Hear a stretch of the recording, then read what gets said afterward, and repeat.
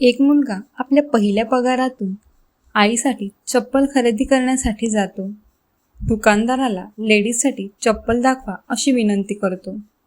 दुकानदार पायाचे माप विचारतो.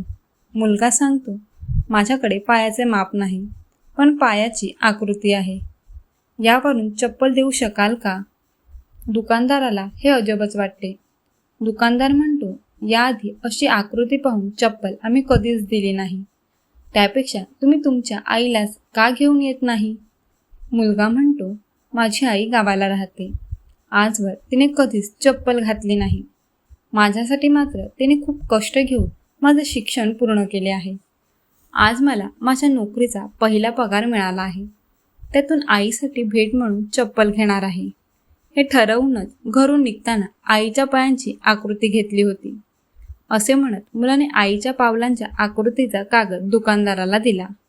दुकानदाराचे डोळे पाणावले. त्याने साधारण अंदाज घेत त्या मापाच्या चपला दिल्या आणि सोबत आणखी एक जोड देत म्हणाला, आईला सांगा, मुलाने आणलेल्या चपलेचा जोड खराब झाला तर दुसऱ्या मुलाने दिलेला जोड वापर, पण अनवाणी फिरू नकोस. हे ऐकून मुलगा भारावला. त्याने पैसे देऊन चपलांचे दोन्ही जोड घेतले आणि तो जायला निघाला. तेवढ्यात दुकानदार म्हणाला, तुमची हरकत नसेल तर आईच्या पायाची आकृती असलेला कागद मला द्याल का? मुलाने प्रतिप्रश्न न करता तो कागद दुकानदाराला दिला आणि तो निघाला.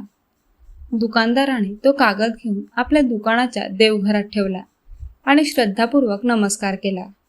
बाकीचे कर्मचारी अवाक झाले. त्याने दुकानदाराला तसे करण्यामागचे कारण विचारले. तेव्हा दुकानदार म्हणाला, ही केवळ पावलांची आकृती नाही, तर साक्षात लक्ष्मीची पावले आहेत.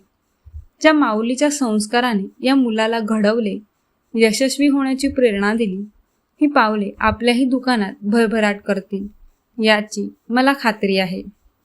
म्हणून त्यांना देवघरात स्थान दिले.